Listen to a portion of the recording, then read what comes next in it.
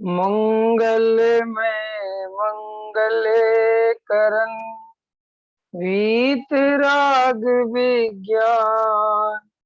नमो तार जाते भये अरहंतादि महान।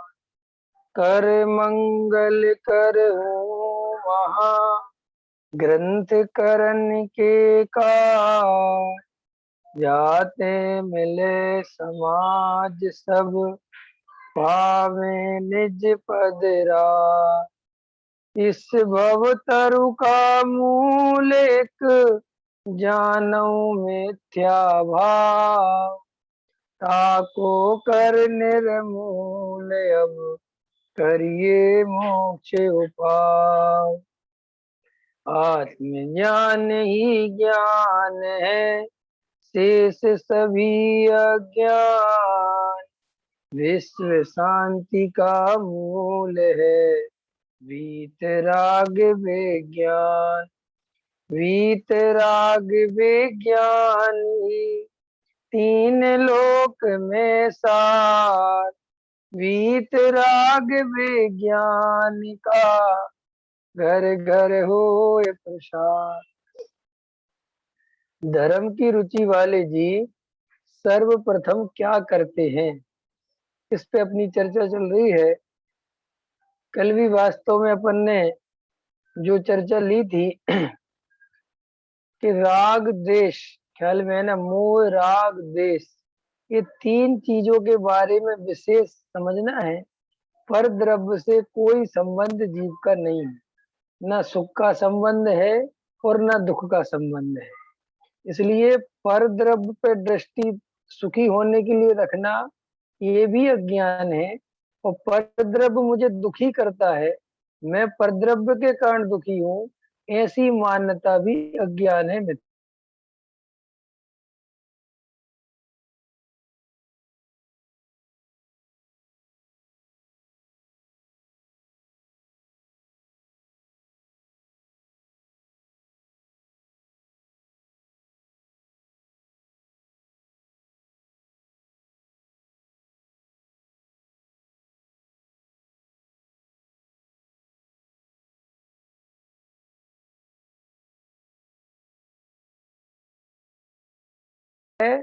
वो ही वास्तव में ऐसा है।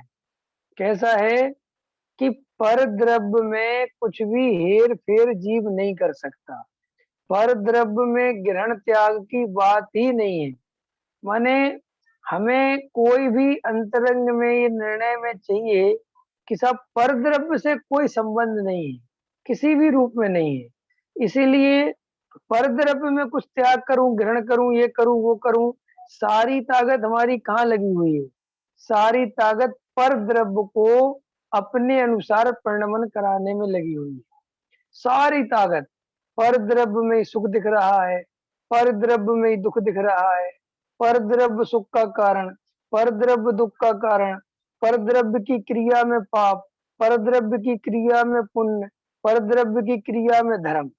माने हमारा जो कुछ भी चल रहा है वो सब पर द्रव्य के आधार से चल रहा है। जबकि वस्तु स्वरूप क्या है कि एक पुद्गल परमाणु का कर्ता धर्ता मैं नहीं हूं, और एक पुद्गल परमाणु का कर्ता धर्ता मैं नहीं हूं एक बार। और ऐसे ही जगत में अनंत अनंत द्रव्य हैं, वे मेरे कर्ता नहीं है, मैं उनका कर्ता नहीं हूं, वो मेरे कर्ता नहीं है। सभी द्रव्य अपने अपने स्वचतुष्टय में विश्राम कर रहे हैं, मग्न है। कोई द्रव्य किसी दूसरे द्रव्य के स्थान में प्रवेश नहीं करता, इंटरफियर नहीं करता, हस्तक्षेप नहीं करता। और जीव माने मैं भी किसी के कुछ नहीं करता। तो फिर तो दुख किस बात का है? कि दुख इस बात का है कि वस्तु स्वरूप में कोई किसी में प्रवेश नहीं कर सकता, कोई किसी का अच्छा बुरा नहीं कर सकता, और जीव यही करना चाहता है, इसलिए दुखी है। हमारे दुख का और कोई कारण नहीं है, हम कोई बेहद दुखी है भी नहीं, हम तो स्वरूप के विपरीत जा रहे हैं इसलिए दुखी है बस। माने दुख नहीं समझ में आया कि नहीं आया? मान के चलो जैसा वस्तु का, अब देखो नमक को खारा है और नमक को मीठा करे कोई, तो दुखी होगा कि नहीं होगा? रेत में से सुनील जी पानी घी निकल सकता है? नहीं निकल सकता। तेल निकल सकता है? नहीं निकल सकता। लेकिन कोई रेत में से तेल घी निकालना चाहे तो क्या होगा बताओ? दुखी होगा। ऐसे ही श्री गुरु कहते हैं, सर्वज्ञ भगवान कहते हैं कि कोई भी पर द्रव्य न तुम्हें सुखी करता है न कोई तुम्हें दुखी करता है। तुम तो वास्तव में सुख स्वरूप ही हो। जब मैं सुख स्वरूप ही हूं तो इतना दुख है क्यों? ये दुख इसलिए है कि तुम सुख स्वरूप को ना देखकर रात और दिन पर द्रव्य।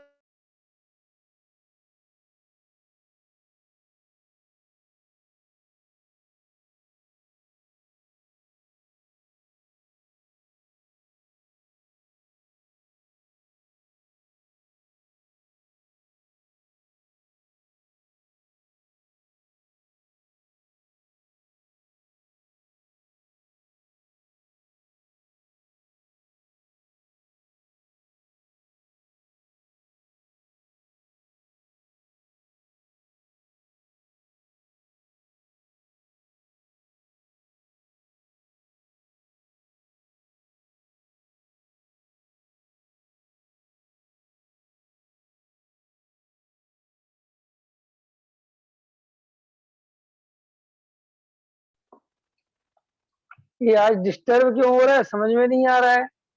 आवाज बराबर आ रही है? आवाज नहीं आ रही?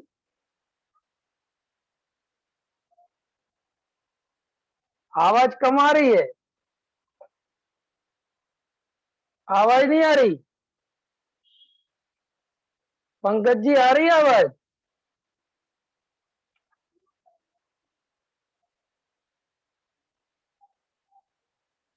अच्छा, अभी आवाज आ रही कि नहीं आ रही? अब आ रही है आवाज?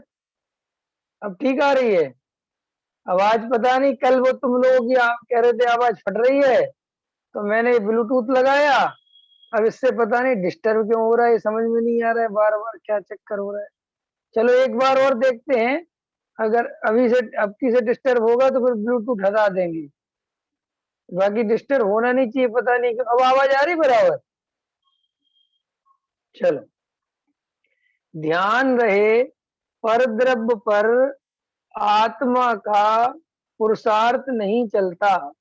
इसीलिए पर द्रव्य का ग्रहण त्याग आत्मा के नहीं है, किंतु अपने भाव पर अपना पुरुषार्थ चल सकता है और अपने भाव का ही फल आत्मा को मिलता है। अतः अपने राग द्वेष का ही ध्यान करने को कहा। क्या कह रहे हैं पूज्य गुरुदेव श्री? कि तुम्हें पर द्रव्य से कोई सुख दुख नहीं मिल सकता, इसलिए पर द्रव्य में तो ताकत लगाना छोड़ ही दो, वैसे भी छोड़ दो। अब रही बात कि साहब फल किसका है, आकुलता किसकी है, सुख किसका है? तो वो कहते साहब राग देश, ये जो राग देश चल रहे हैं, क्रोध मान माया लोभ उत्पन्न हो रहे हैं, तकलीफ तो तुम्हारी इससे होती है। अब अगर तकलीफ इससे हो रही है तो तुम तो राग देश कैसे हटें? ये राग देश का खत्म के आवाज नहीं आ रही क्या? अब ये एक बार कंफ्यूजन हो जाता है ना, तो कंफ्यूजन क्रिएट होता रहता है। वो मन में लगता है क्या पता अब आ रही कि नहीं आ रही, क्या हो रहा है, ख्याल में है ना? अब अगर नहीं आए ना, कुछ आवाज नहीं आए तो हाथ उठा देना ताकि वो समझ में आए कि आवाज नहीं आ रही, ठीक है? देखो, किंतु अपने भाव पर अपना पुरुषार्थ चल सकता है, अपने भाव का ही फल आत्मा को मिलता है। अतः अपने राग देश का ही ध्यान करने को कहा है, माने राग देश ना हो। तुम इस बात पे ध्यान रखो, तुम इस बात पे बहुत ध्यान मत रखो कि साहब परद्रव्य मेरे पास कितना है कितना नहीं है, संयोग कितने हैं कितने नहीं है। इससे तुम्हारे कोई सुख दुख का संबंध नहीं है। अगर तुम्हारे अंदर राग देश नहीं होंगे तो तुम सुखी हो जाओगे। मैं ये बात समझा रहा था। तुम जिनेंद्र भगवान की तरफ ध्यान से देखो। जिनेंद्र भगवान परम सुखी क्यों है, सिर्फ ये बात सोचो। उनकी आत्मा में कुछ बढ़ गया क्या? उनकी आत्मा में कुछ बढ़ गया क्या? कुछ उनको कुछ मिल गया क्या? कुछ नहीं है। सिर्फ और सिर्फ मिथ्या कल्पनाओं का अभाव हो गया। ख्याल में आने जो पर द्रव्य में भ्रम से अज्ञान से मिथ्यात्व के कारण ये परद्रव्य मेरा है, मैं इसका स्वामी हूँ, मैं इसका कर्ता धर्ता हूँ, इससे मुझे सुख मिलेगा। ये सब कपोल कल्पनाएं उनकी खत्म हो गई, ख्याल में आया। और वे शांति से अपने स्थान पे बैठ गए, अपने स्वरूप पे बैठ गए। बस यही तो हुआ है। और अपने, अब देखो, ये जो स्वर सिद्ध क्षेत्र, सिद्ध सिद्धालय में सिद्ध भगवान विराजमान है, तो वो सिद्ध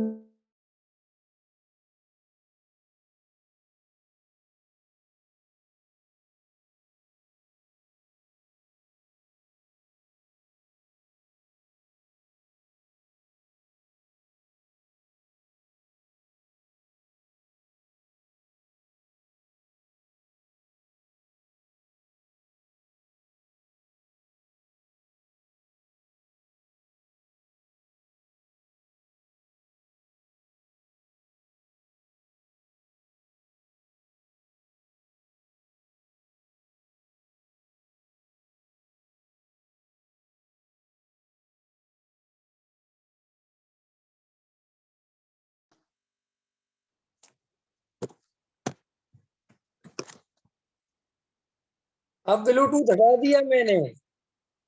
अब आवाज आ रही? अब आवाज फटी फटी तो नहीं आ रही? फटी फटी आ रही है? पता नहीं क्या हो गया, मैं क्या करूं समझ में नहीं आता। और क्या करूं बता भैया। आवाज देखो, इसके बिना बोल रहा हूँ तो आवाज फटी फटी आ रही है, इसके साथ बोल रहा हूँ तो डिस्टरबेंस हो रहा है। लेकिन अब ब्लूटूथ से डिस्टरबेंस क्यों हो रहा है समझ में नहीं आ रहा मेरे को, क्या बात। अब वाईफाई की कमी है कि ब्लूटूथ लगाने से हो रहा है, कैसे समझू। अब आवाज हट के आ रही है? आवाज ठीक आ रही है? चलो तो अब तो बहुत सारा अंतरा हो गया। अब शांति से बैठ के ना 2-5 मिनट रुक जाओ, देखते हैं दोबारा दोबारा डिस्टर्ब नहीं होना चाहिए। क्या पता ये बार बार आज वाईफाई की कमी हो सकती है जिसके कारण दिक्कत हो रही है। पता नहीं क्या।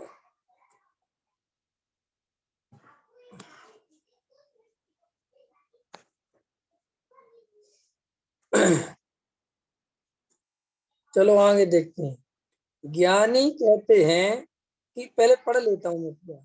ज्ञानी कहते हैं कि सर्वप्रथम पुरुषार्थ के द्वारा यथार्थ ज्ञान करके मिथ्यात्व एवं राग देश भावों को छोड़ो, यही मोक्ष का कारण है। ज्ञानार्णव अध्याय 6 श्लोक 59 में श्री आचार्य देव कहते हैं कि हे भक्त जीवो, तुम इस सम्यक दर्शन रूपी अमृत को पियो।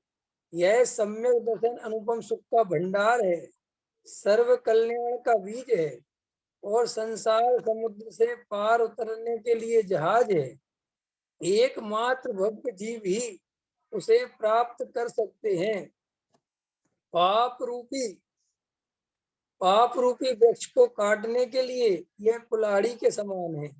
पवित्र तीर्थों में यही एक पवित्र तीर्थ है और मिथ्यात्व का नाशक है। जिसने अनंत सम्यक पुरुषार्थ करके सम्यक दर्शन प्रकट किया है और संपूर्ण स्वरूप का साधक हुआ है, वह जीव किसी भी भय से, लज्जा से, लालच से अथवा किसी भी कारण से असत को पोषण नहीं देता। कदाचित किसी समय देह छूटने तक की भी प्रतिकूलता आ जाए तो भी वह सत से च्युत नहीं होता, असत का कभी आदर नहीं करता। स्वरूप के साधक निशंक और निडर होते हैं। सत स्वरूप की श्रद्धा के बल में और सत के महात्म्य के निकट उन्हें किसी भी प्रकार की प्रतिकूलता है ही नहीं। यदि सत से किंचित मात्र चित हो तो उन्हें प्रतिकूलता आई कहलाए, परंतु जो प्रतिक्षण सत में विशेष दृढ़ता कर रहे हैं उन्हें तो अपने असीम प्रसाद के निकट जगत में कोई भी प्रतिकूलता है ही नहीं। वे तो परिपूर्ण सत्स्वरूप के साथ अभेद हो गए हैं। उन्हें डिगाने के लिए त्रिलोक में कौन समर्थ है। अहो धन्य ऐसे स्वरूप के साधकों को। अब देखो क्या कहते हैं कि सिद्ध भगवान वास्तव में सिद्धालय में विराजमान है। सिद्ध शिला पे विराजमान है, अशरीरी हैं। सिद्ध भगवान इसलिए सुखी हैं कि सिद्ध भगवान के मोह राग देश नहीं, इसलिए सुखी है। ख्याल में आया? मोह राग देश नहीं है, सिद्ध भगवान इसलिए सुखी है। तो मोह राग देश वास्तव में विकार है, ठीक है। जीव स्वभाव से तो निर्विकार स्वरूप है, लेकिन जब विकार उत्पन्न हो रहे थे पर द्रव्य के लक्ष्य से, पर द्रव्य का लक्ष्य क्यों करता है जीव? पंकज जी, क्यों करते हम पर द्रव्य का लक्ष्य?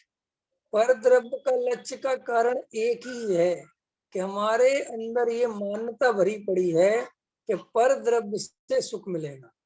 फिर वही पर द्रव्य से सुख नहीं मिलता तो हम पर द्रव्य को ही दुख का कारण समझ लेते हैं। अंतर समझे ना? माने हमने आपसे सुख की उम्मीद रखी, ऐसा लोक में होता है ना। हमने विवेक जी से सोचा कि विवेक जी मेरे को खुश रखेंगे, है कि नहीं? अब विवेक जी ने हमें खुश नहीं किया, हमारी प्रसन्नता का काम नहीं किया, तो विवेक जी की तो कोई गलती है नहीं। लेकिन मैं विवेक जी को अपना दुश्मन समझूंगा कि नहीं समझूंगा? बेकार आदमी है ये। माँ बाप अपने बच्चों से बाद में बहुत दुखी हो जाते। क्यों हो जाते हैं? क्योंकि ये अपने बच्चों से इतनी अपेक्षाएं रखते हैं, इतनी अपेक्षाएं रखते हैं। और बच्चे तो बेचारे कभी कहते ही नहीं कि हम तुम्हारी अपेक्षाएं पूरी करेंगे, उनने कभी कहा ही नहीं। खुद ने ही कल्पना कर ली, मेरा बेटा है, मेरे अनुसार चलेगा, मैं जो कहूंगा वो कर। अब बाद में जब वो अपनी इच्छा के अनुसार नहीं चला तो फिर क्या होता है? दुखी होता है।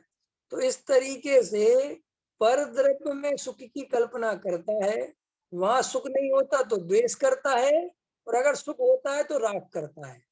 ऐसे राग और द्वेष की संतति चलती रहती है। अंत समझ में आया? और ये जन्मों जन्मों से चल रही है। अब उसमें होता क्या है कि कोई तो राग पूरा होता है और कोई राग पूरा नहीं होता। और राग पूरा होता भी है तो भी संतुष्ट नहीं होता, क्योंकि दूसरा राग उत्पन्न हो जाता है। राग की सबसे बड़ी खराबी क्या है? एक राग पूरा किया नहीं कि दूसरा राग उत्पन्न हुआ नहीं। तो अब इतने राग को कब तक पूरा करते रहेंगे? ये पर्याय पूरी हो जाएगी, ख्याल में ये जन्म पूरा हो जाएगा। तो आचार्य कहते कि भाई हम तुम्हें एक ऐसा सिस्टम बता रहे हैं कि जिससे तुम सुखी तो हो जाओगे परमानेंट, तो तुम्हें फिर ये बार बार सुखी होने की समस्या खत्म हो जाएगी। अब जैसे एक बार राग पूरा किया, तुरंत दूसरा राग खड़ा हो गया, वो राग पूरा किया, तीसरा राग खड़ा हो गया, चौथा राग पूरा किया, पांचवा राग खड़ा हो गया। अब कब तक इन राग को पूरा करोगे बताओ? तो कम से कम ये निर्णय तो इस पर्याय में कर ही लो कि क्या क्या कहते हैं, एक वो पूजा की लाइन है, सोचा करता हूँ भोगों से बुझ जाएगी इच्छा ज्वाला, परिणाम निकलता है लेकिन मानो पावक में घी डाला। तो देखो ये बात अब एक समझने की बात है सुनील जी। इसमें जल्दी से विषय भोगों से दूर नहीं भागना है। हमारे साथ क्या है, जिसके श्रृंगारों में मेरा ये महंगा जीवन घुल जा। अब ये लाइन पड़ी थी तो आज पता चली कंगी नहीं बनाई, ख्याल में है कि नहीं है? आज कंगी नहीं बना। ये सब ये काम नहीं करने कुछ भी, ये सब स्थिति ठीक नहीं है भाई। स्थितियों को समझो, स्वरूप को समझो। चौथे गुण स्थान में श्रद्धा सही होती है, चारित्र सही नहीं होता। फिर दूसरी बात, चारित्र सही करने के लिए श्रद्धा पहले सही करनी पड़ेगी। फिर तीसरी बात, चारित्र भी सही करने के लिए स्वरूप में रमना पड़ेगा। अंतर समझ में आएगी नहीं आएगा? अब ये अब समझ लो मेरी बात। अभी हमें करना क्या है? अभी सिर्फ हमें ये करना है कि राग राग है, दुख है, ये सुख नहीं है, भाई निर्णय करना है। भले ही हम दिन रात राग में ही लगे रहे, घबराने की बात नहीं। ये सम्यक दर्शन में मजेदारी ये है कि वो कहता है कि तुम पंचेंद्री के विषय भोगों में खूब लगे रहो, कोई बात नहीं। तुम घर गृहस्थी में भी खूब लगे रहो, कोई बात नहीं। लेकिन श्रद्धा में निर्णय होना चाहिए कि ये सब परद्रव्य है, ये मेरा स्वरूप नहीं है, ये सुखी होने के सच्चे उपाय नहीं है। बस खत्म बात। इतनी सी बात है। किराए के मकान में जिंदगी भर रह सकता है आदमी, लेकिन उसे अपना नहीं मान सकता। ये तो हो सकता है कि नहीं? है। जिंदगी भर किराए के दुकान में दुकान चला सकता है, लेकिन अपनी दुकान तो नहीं मान सकता ना। बस ऐसे ही घबराना मत। हम भले ही विषय भोग नहीं छोड़ पाए, क्या कह रहा हूं मैं, लेकिन ये विषय भोगों में सुख नहीं है, ये तो निर्णय कर पता हमारे साथ क्या हो रहा है। हमारे साथ ये हो रहा है, गहराई से विचार करोगे, हम दो दो दो नावों में सवार होते हैं। एक मिनट में विषय भोग भी छोड़ना चाहते हैं, तो विषय भोग छूटते नहीं, तो हमारी संकल्प शक्ति कमजोर पड़ जाती है। जैसे मन में क्या लगता है, अरे इतनी उम्र हो गई, अभी कमाने के भाव कम नहीं हो रहे, भोगने के, खाने के, पीने के, जोड़ने के, पहनने के, ओढ़ने के भाव कम नहीं हो रहे, मुझे क्या सम्यक दर्शन होगा। अब ये बिल्कुल गलत पकड़ लिया तुमने, बिल्कुल गलत ट्रैक पकड़ लिया। ये ट्रैक ही गलत है। सर्वज्ञ भगवान ने ट्रैक समझाया ही नहीं। आचार्य ज्ञानियों ने ये ट्रैक कब समझाया था कि ये कम होगा तो सम्यक दर्शन होगा। उन्होंने तो ये समझाया था कि ये कम तो सम्यक दर्शन होने के बाद जब स्वरूप में रमणता बढ़ेगी तो होगा। ये कब उनने कहा था कि तुम सब ऐसा हो जाएगा। अब देखो, मैं आपको एक उदाहरण देता हूँ। आपको पता है, भरत जी की 96,000 शादियां जब हुई थी, जब वे प्रोण से भी आगे निकल गए थे। माने एक प्रकार से समझ लो कि भरत जी की उम्र थी 73 लाख पूर्व कोटि की थी, और ये उनने शादी करी थी 63 लाख पूर्व कोटि की। माने समझ लो कोई 73 वर्ष का आदमी है और 63 वर्ष की उम्र में शादियां हो रही उसकी। और भरत जी की शादियां की भरत जी को कोई जरूरत नहीं थी, क्योंकि भरत जी के तो बाल बच्चे पहले ही बहुत बड़े बड़े हो चुके थे। मारीची वगैरह सब वहां दीक्षा ले चुके थे। हम तो समझ में यार इतने बड़े बड़े पुत्र थे भरत जी के। लेकिन देखो, भरत जी इतने तीव्र राग के बीच में भी अपने को हीन नहीं मान रहे। अपने को ये नहीं मान रहे कि साहब मैं साहब मैं शरीर ही हूं, मैं तो बस भोगी हूँ, मेरे कुछ नहीं। अंदर से 100% जान रहे हैं कि तीव्र उदय है, पर्यायगत योग्यता ऐसी है कि नहीं छूट पा रहा है सब कुछ। लेकिन इन सब के बीच में भी मैं शरीर नहीं हो गया, मैं रागी नहीं हो गया, मैं द्वेषी नहीं हो गया, मैं मोही नहीं हो गया, मैं अभी भी ज्ञान स्वभावी जीव तत्व हूं। अब ये काम किया जा सकता है, ये काम हो सकता है अगर जीव को, व्यक्ति को, हम सबको एक बात समझ में आ जाए कि भाई अभी मुझे कहीं और दिमाग नहीं लगाना है, मुझे सिर्फ ये बात समझनी है कि यार इनमें सुख नहीं है। भले ही मैं छोड़ पाऊं चाहे नहीं छोड़ पाऊं, भले ही मैं घर गृहस्थी से निकल पाऊं चाहे नहीं निकल पाऊं, लेकिन ये निर्णय मजबूती से करना है कि ये सच्चे सुखी होने के उपाय नहीं। ये काम कर सकते कि नहीं कर सकते, मुझे बताओ। आपको लगेगा कि सब ऐसे में जीव छल ग्रहण कर लेंगे, फिर विषय भोग भी नहीं छोड़ेंगे। तुम उन जीवों में नहीं हो। अगर तुम ईमानदार हो तो क्या डरने की बात। ये तो बेईमानों की तो बात अपन करते ही नहीं। और देखो, टोडरमल जी साहब ने इसके लिए अपन को गाइडलाइन जारी की है। टोडरमल जी साहब ने लिखा है कि कोई जीव तत्व की बात सुनकर, ऐसा लिखा है टोडरमल जी साहब ने, कोई तत्व की अध्यात्म शास्त्रों को पढ़कर, तत्व की बात सुनकर और भोग भी निर्जरा के हेतु हैं, इसके उससे छल ग्रहण कर ले और वो स्वच्छंदी हो जाए, तो पता टोडरमल जी ने क्या लिखा है उसका उत्तर। सो इससे क्या बिगड़ता है, इससे क्या आफत आ गई। साहब स्वच्छंदी हो गए, क्या हो गया, स्वच्छंदी हो गए, स्वर्ग में जा रहा था तो नरक में चला जाएगा, इससे ज्यादा और तो कुछ नहीं बिगड़ेगा। लेकिन अगर इस डर से हमने सच्चा वस्तु का स्वरूप ही बताना छोड़ दिया, तो फिर जिन जीवों को मोक्ष मार्ग हो सकता था, उन जीवों का तो मोक्ष मार्ग ही रुक जाएगा। क्लियर समझना है कितनी बड़ी बात लिखी टोडरमल जी ने। इसमें इतनी गहराई कि तुम कल्पना नहीं कर सकते। इसका अर्थ ये है कि जो वर्त, क्योंकि ये टोडरमल जी साहब बहुत बड़े वैज्ञानिक हैं। टोडरमल जी ये बात बहुत अच्छे से उस समय भी जानते होंगे, और ये उस समय भी समस्या आती होगी कि साहब आत्मा की इतनी ज्यादा चर्चा मत करो, और इस तरीके से आत्मा को ऐसे मत बोलो, ना लोग खाने पीने लग जाएंगे, विषय भोगों में लग जाएंगे। ऐसे ऐसा उस समय भी होता होगा जब कोई गहरी तत्व की चर्चा करता होगा और कहता होगा कि पुण्य के से कुछ धर्म नहीं होता, और ये दया दान पूजा भक्ति सब हे हैं, ये जीव का स्वभाव नहीं है, ये सब बंध के कारण है। और भोग भी निर्जरा के हेतु ही अगर सम्यक दर्शन है तो ऐसा उस समय भी डर होता होगा कि ऐसा मत बोलो। तो वो डर टोडरमल जी ने कहीं ना कहीं देखा होगा, समझा होगा उसको गहराई से। वो ही डर गुरुदेव श्री के साथ भी होता था। पूज्य गुरुदेव श्री को भी बहुत की कहा जाता था कि आप इस तरीके से मत बोलो ज्यादा, वरना लोग स्वच्छंदी हो जाएंगे। तो देखो टोडरमल जी साहब ने कहा कि देखो भैया, तुम जो कहते हो सो वो तो ठीक है, लेकिन अगर अपन स्वच्छंदी के डर से सच्चा स्वरूप बताना छोड़ देंगे और घोलमेल करेंगे, व्यवहार का मिला मिला के कथन करेंगे, तो जीव सच्चा मोक्ष मार्ग नहीं जान पाएंगे। और सच्चा मोक्ष मार्ग नहीं जान पाएंगे तो भाई साहब ये तो बहुत बड़ा नुकसान हो गया। आपको पता है, कोई जीव स्वर्ग में जा रहा था और मेरे उपदेश से नरक में चला गया, तो वो कोई नुकसान नहीं हुआ।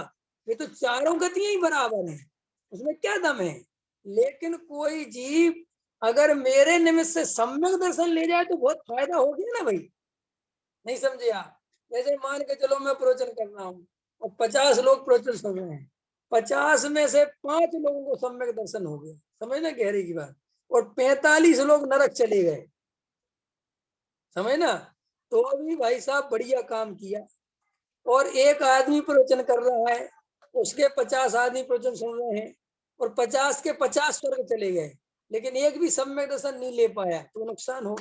क्योंकि स्वर्ग में कोई भला थोड़ी होता है।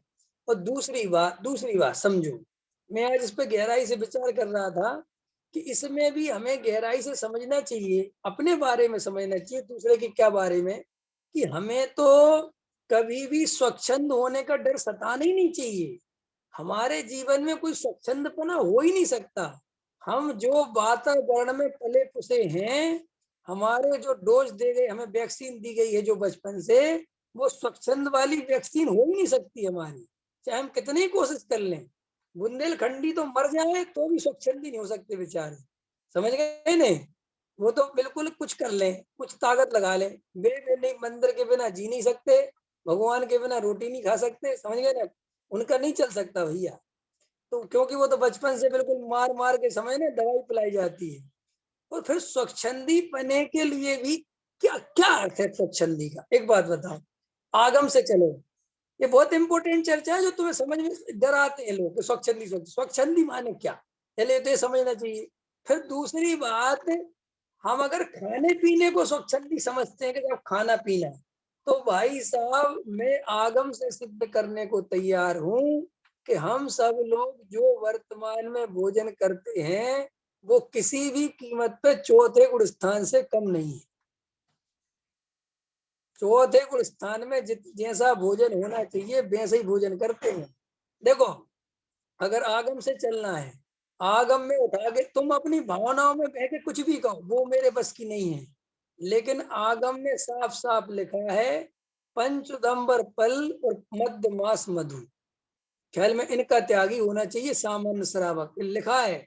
इसको एक और सुनो, 3 तरह के श्रावक कहे, पाक्षिक श्रावक, नैष्ठिक श्रावक, समझ गए नहीं। पाक्षिक श्रावक माने पक्ष से जो बात समझ गया, पक्ष माने जिसे पक्ष तो आ गया त्याग कर, लेकिन उसने कोई नियम धर्म नहीं लिया, समझ में। नैष्ठिक श्रावक माने श्रद्धा पूर्वक जिसने कुछ त्याग किया है।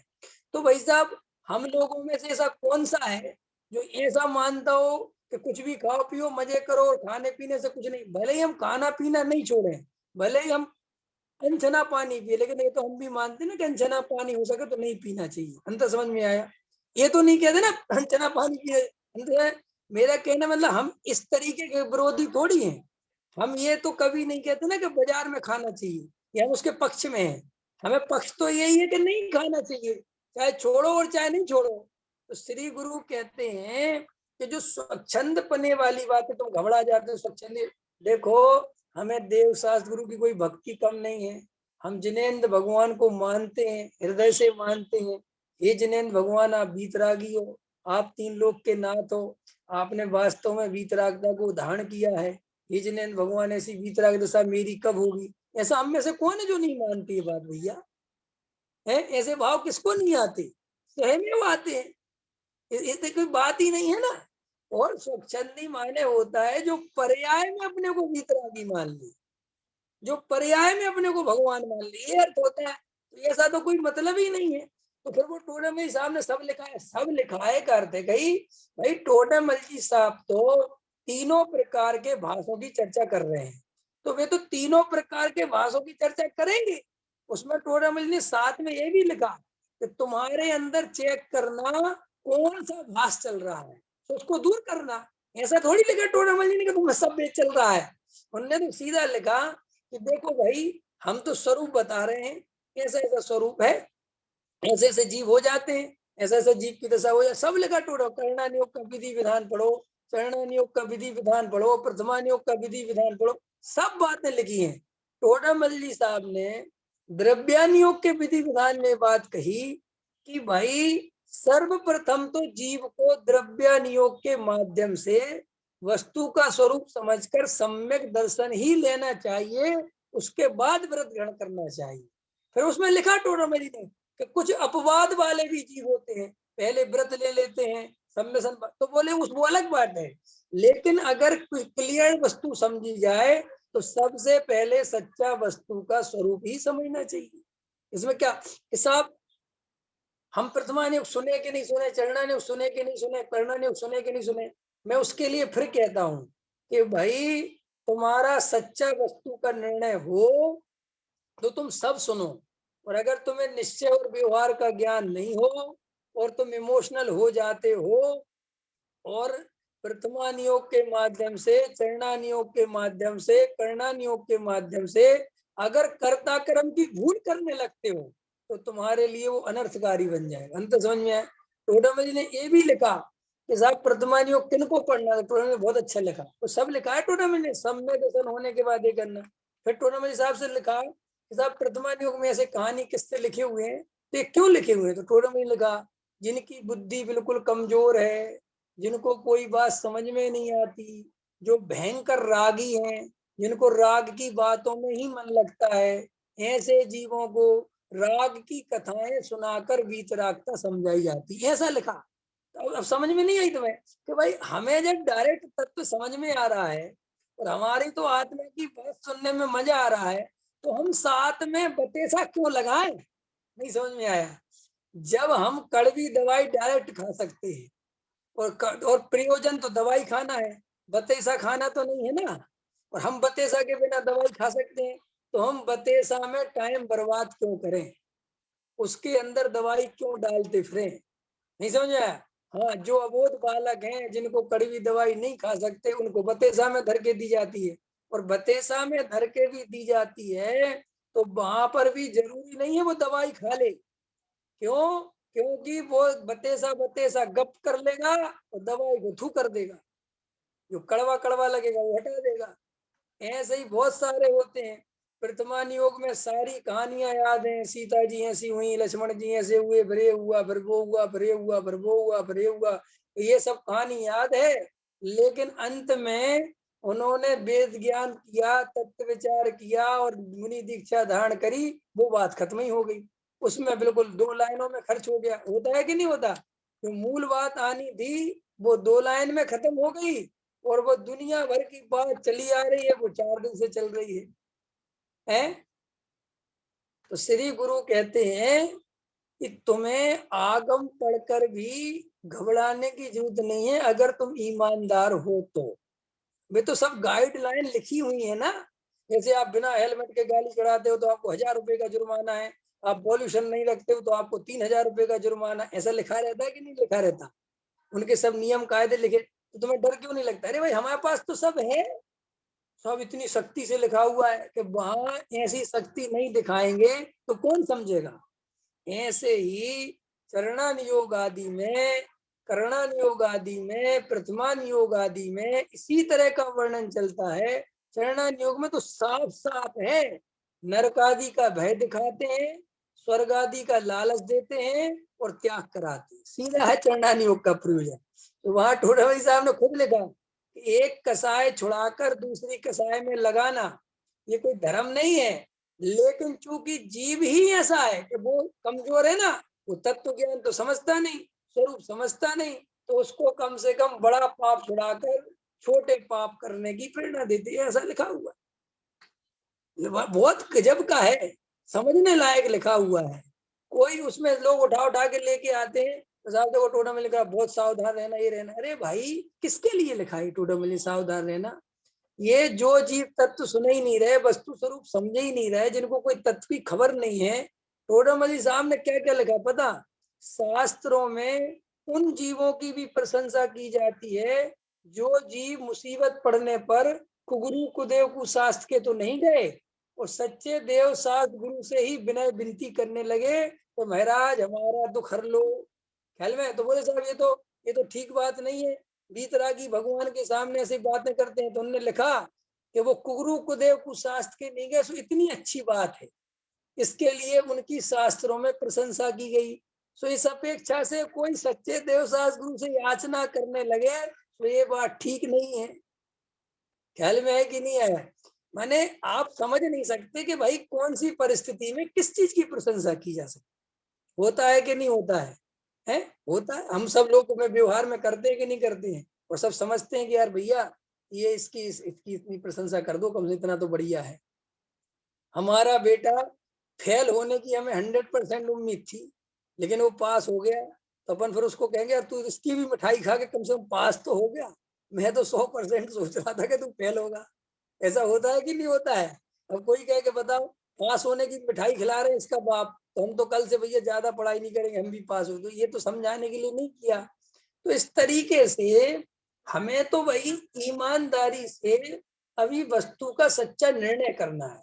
वस्तु तो हमें समझ में आ रही है, लेकिन हमें वस्तु की श्रद्धा नहीं हो पा रही, निर्णय नहीं हो पा रहा। तो अब क्या करना है कि निर्णय करने के लिए बैठना, बस विचार करना।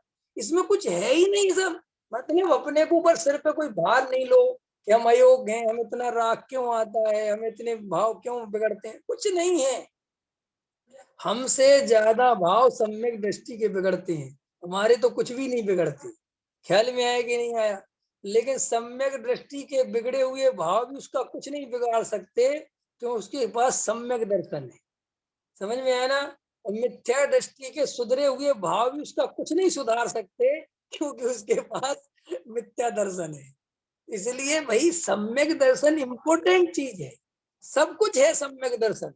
क्या सोचते हो तुम? सम्यक दर्शन के बिना कुछ नहीं है, और सम्यक दर्शन है तो सब कुछ है।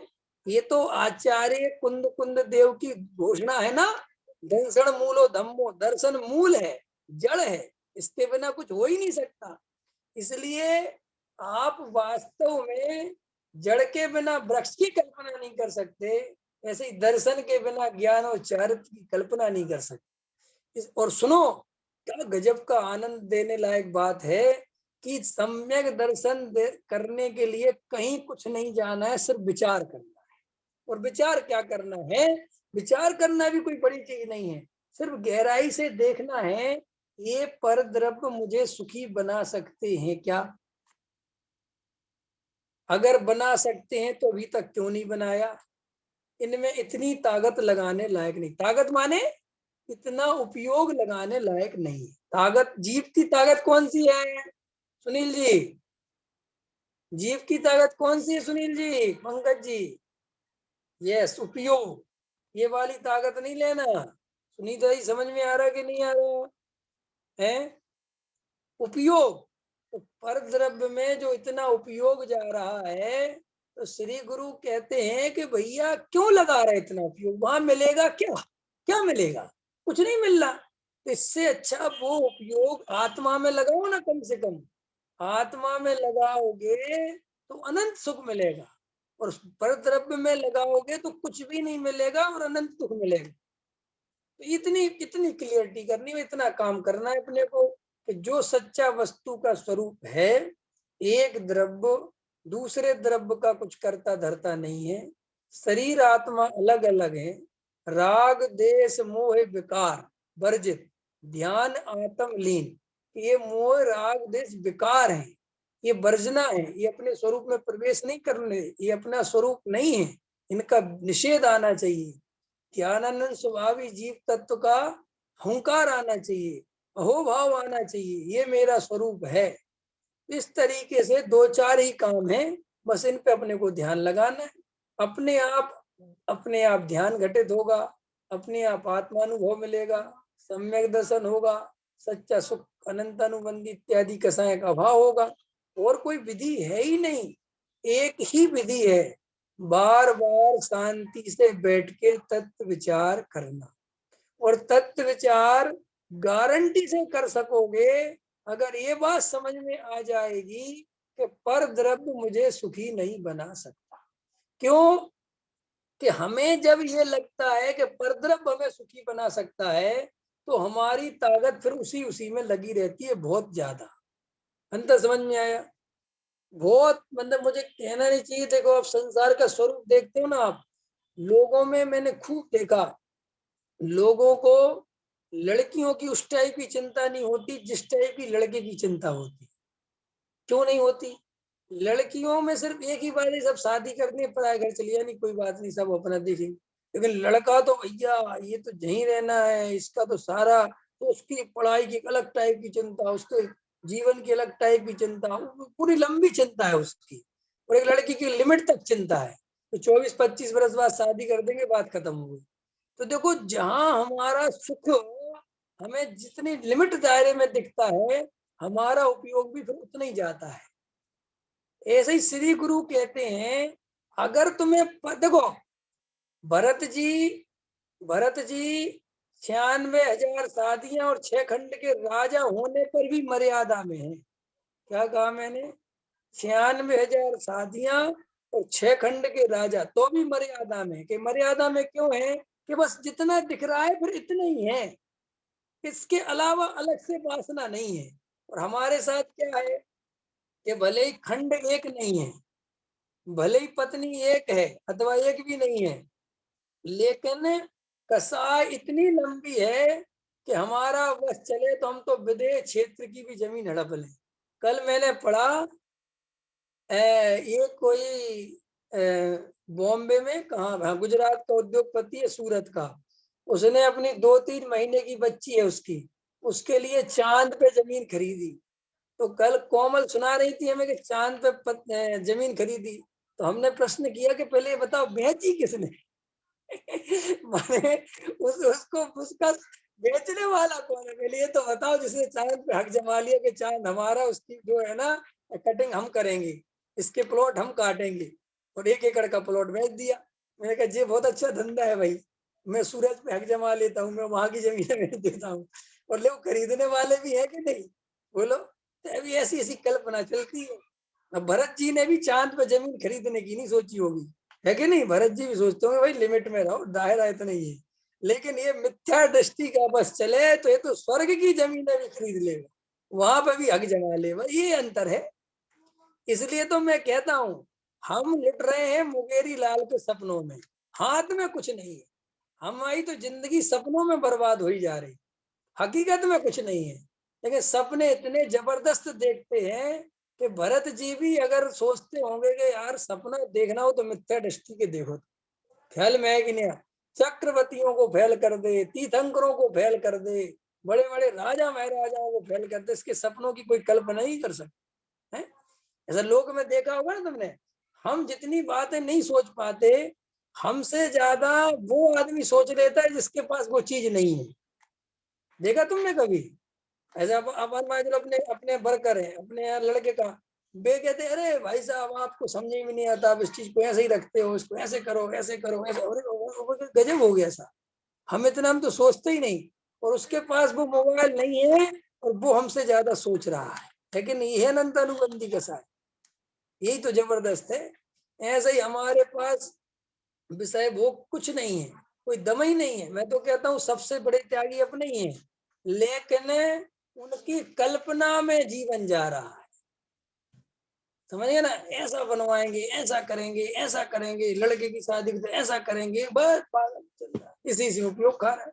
तो श्री गुरु कहती है, शांति से बैठ के आनंद से वर्तमान में जो है उसको भोगो, उसको जो करना है करो, लेकिन भविष्य की कल्पनाएं बंद करो, वस्तु स्वरूप का विचार करो।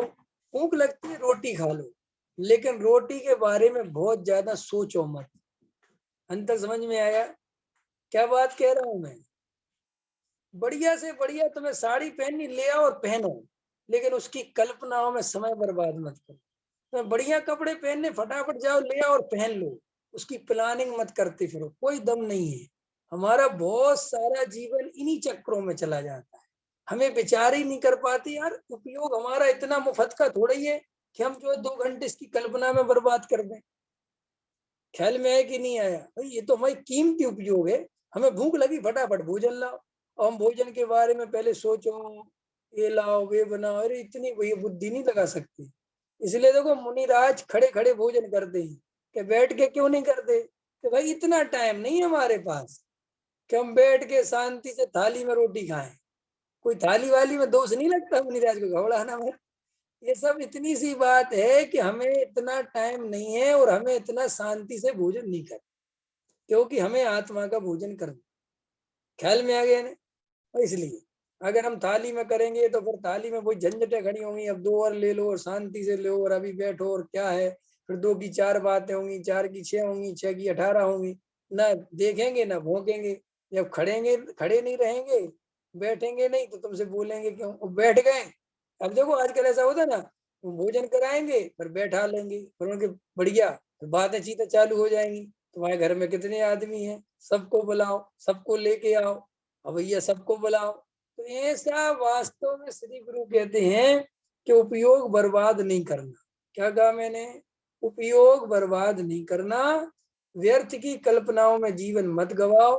पंच इंद्री के विषय भोगों की डिमांड एक लिमिटेड दायरे में ही जीव की होती है, लेकिन जीव उसकी कल्पना में बहुत ज्यादा समय गवा देता है, जिसके कारण समय की बहुत बर्बादी होती है। हमारी आवश्यकताएं बहुत नहीं है, हमारी आवश्यकताओं की प्लानिंग बहुत लंबी है। अंतर समझ में आया, इसीलिए हम दुखी हैं। आवश्यकताओं में तो कोई दम ही नहीं है हमारी, बहुत लिमिटेड भोजन करते हैं, बहुत लिमिटेड कपड़े पहन पाते हैं, बहुत लिमिटेड हर चीज हमारी बहुत लिमिट में है, क्योंकि शक्ति सामर्थ्य ही नहीं है। तो फिर क्या हुआ कि बैठे बैठे उस तंदुल मक्ष की तरह, कौन सा मक्ष था वो, एक महामत्स्य होता है ना और एक तंदुल मक्ष। तो वो तंदुल मक्ष होता है तो कुछ नहीं खाता, महामत्स्य तो खाता ही है, तंदुल मत्स्य तो कुछ भी नहीं खाता, लेकिन आगम कहता है कि वो 7वें नरक में चला जाता है और एक तीसरे या दूसरे पे कौन से नरक में चला जाता है। ऐसा उसने तो कुछ नहीं खाया, कि उसने खाया कुछ नहीं, कल्पना दिन रात करता रहा। ये बातें तुम्हें क्यों बताई गई, वो तंदुल मक्ष रियल में है कि नहीं, ये कोई जरूरी नहीं है, घबराना नहीं। और वो कोई महामत्स्य है, ये तुम और हम वो तंदुल मक्ष है, ये समझना माने ये उदाहरण है। लोग इस तंदुल मक्ष के बारे में सोचते रहते होगा कि नहीं, अरे भाई वे किंवदंतियां सही है कि नहीं, उन चक्करों में मत फंसो।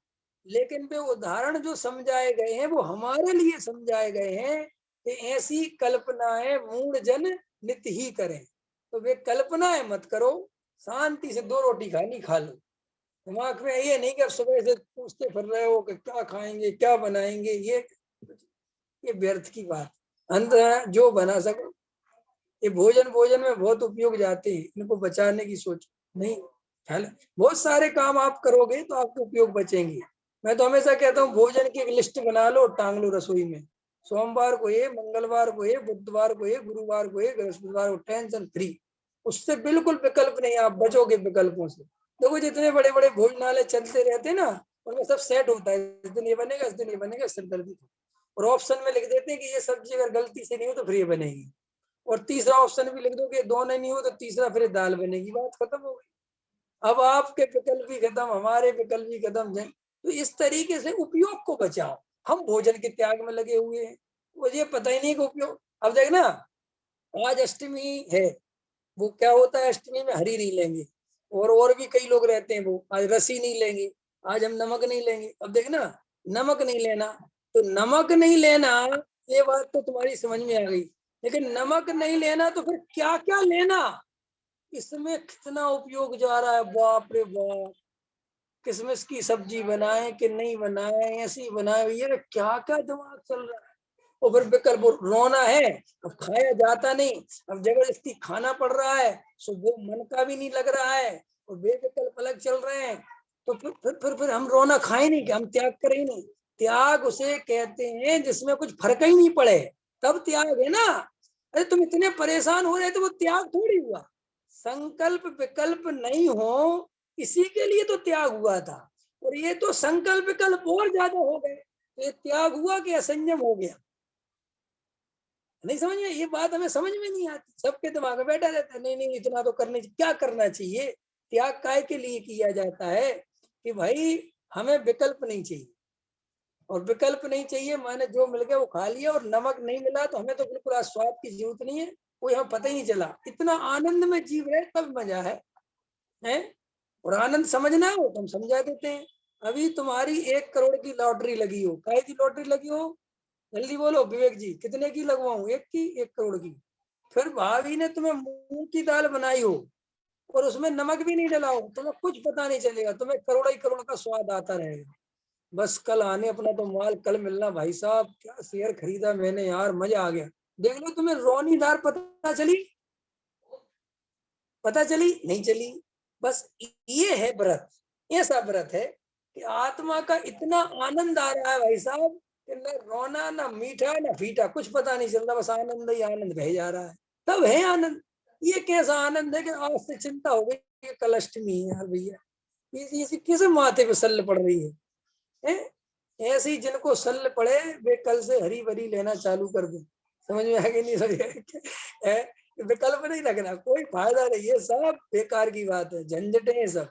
भाई जैन धर्म झंझटों से रहित करता है, झंझटें बढ़ाता नहीं है। और अगर तुम्हारी संयम से झंझटें बढ़ती हैं तो वो संयम नहीं है, वो असंयम है। अंतर समझ में आया? संयम माने शांति, संयम का दूसरा नाम क्या पता है आपको? शांति, सहजता, आनंद। संयम नीति संयमा, समझे ना? माने अपने आप में इतने सुकड़ जाना, इतने आनंद से भर जाना कि सारे जगत की याद आना बंद हो जाए, इसका नाम संयम है। और सारे जगत की याद आए और रात काटना भारी पड़ जाए, इसका नाम संयम नहीं है। गहराई से विचार करो, अभी का समय हो गया। सहजानंदी सोद